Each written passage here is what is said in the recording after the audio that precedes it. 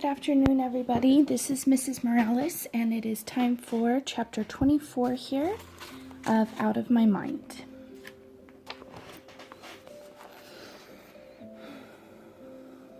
Okay. It's time. Camera's rolling, someone calls out. In 5, 4, 3, 2, he points at the man in the center stage. The moderator, a slim guy with hair that looks like it has been glued into place, brushes a speck off his tuxedo, adjusts his red-striped tie, and begins speaking right on cue. "Good evening," he says, in that perfectly modulated voice that announcers seem to be born with. "My name is Charles Kingsley, and I'd like to welcome you to the Whiz Kids Southwest Ohio Regional Competition." Cheers all around. In 2 weeks, the winner of this competition will travel to D.C. to represent our area at the National Championships. More cheers. We wish the best of luck to all our young competitors. The studio quiets. The rules are simple, Mr. Kingsley explains. Teams will be asked 25 questions each. Each correct answer from each 4-member team is worth 1 point, so the maximum total team score is 100 points. He paused so the camera could show the scoreboard. Then he announces, "The 2 teams with the highest scores from all preliminary rounds will meet for what we call a quiz-off. So, point totals are critical. The winner of that final set of quiz questions will be declared our local elementary school level champion and will proceed to the nationals in Washington. The team that emerges as the winner will appear live on national television on Good Morning America the next morning." Cheers and applause. Our first 2 teams to compete tonight will be Woodland Elementary and Spalding Street Elementary. Take your places, ladies and gentlemen. The 4 contestants from Woodland and the other 3 members of our team walk to the testing area, waving for the cameras. Catherine rolls me into my position, makes sure I can easily reach the buttons, then she gives me a quick hug and walks away. "I'd like to take a moment," Mr. Kingsley says, "to introduce a very special participant to our competition tonight. Her name is Melody Brooks." The cameras all point in my direction. The studio lights are incredibly bright and hot. I blink rapidly. I feel damp and sweaty. Although the other contestants will stand, Melody will be seated as she answers the questions. We've made adjustments to our answer board so that she can access the buttons, but nothing else. I hear she's a fierce competitor. I try to wave, but I figure I look goofy and wobbly, so I put my hand down. Rose stands next to me with Connor in the middle and Claire on the far end. "I feel like I'm gonna throw up," I hear Claire whisper. "Don't you dare," Connor hisses. We'll start with a practice round, so you can familiarize yourself with our button system. Everyone ready? Which of the following is a mammal? A, cat, B, bird, C, turtle, or D, spider? Everyone, including me, presses A, of course. The screen in front of us lights up with the letter A. "Don't you wish all questions would be that easy?" Mr. Kingsley asks, chuckling. "Yeah, right. Remember 2 things," he reminds everyone. First, this is a team competition. And second, this is not a test of speed, but of accuracy. Teams get more points if all 4 contestants come up with the correct answer. And the 2 teams with the most points meet for the finals. Are we ready? "Ready," the 7 contestants on stage answer. I start to hit the word ready on my board, but I decide to concentrate on the contest instead. Round 1 will have 25 questions. Let us begin. Number 1. The average lifespan of an adult mayfly can range from A, 1 minute to 1 hour, B, 30 minutes to 1 day, C, 1 day to 1 week, or D, 2 weeks to 1 month. Bing, bing, bing. Everyone hits their buttons. Once the answers are locked in, the read-alouds are displayed. Everyone on our team answered B. 1 person on the Woodland team answered A. Mr. Kingsley smiles and says, Woodland has 3 points and Spalding now has 4 with all correct responses. We can do this. I can do this. Bring on the next one. Number 2, he intonates. The battles of Lexington and Concord in the American Revolutionary War were fought in what year? A, 1774, B, 1775, C, 1776, or D, 1777? That one is a little tricky. I press B, however. So does everyone else. The score is now 8-7. Mr. Kingsley continues. In literature, the word oxymoron means which of the following? A combination of contradictory words. B, the outcome of a sequence of events. C, the implied reference to a literary or historical event. Or D, a symbolic story or narrative.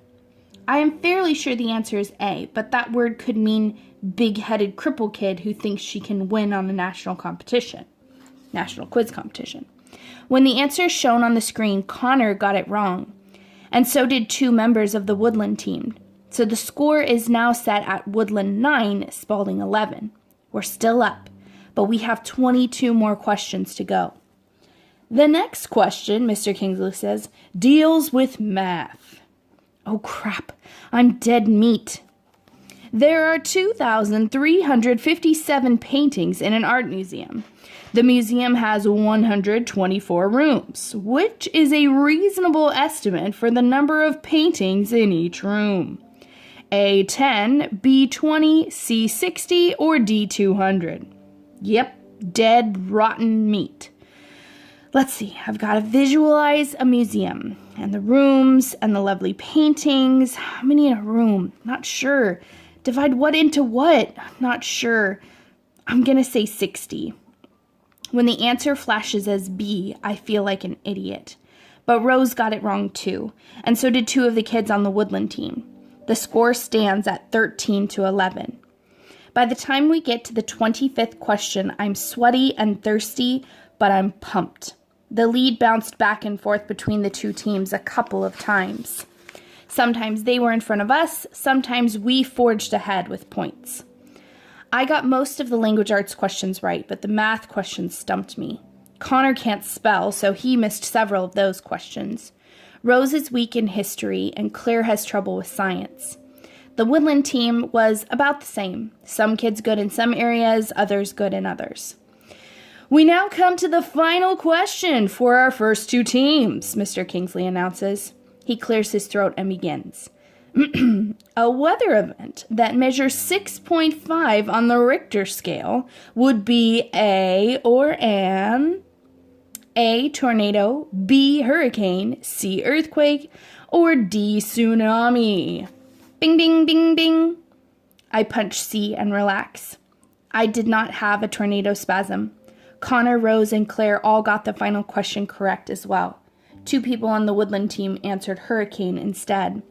When the results are tallied, our team has a total of 81 points. Woodland ends up with 77.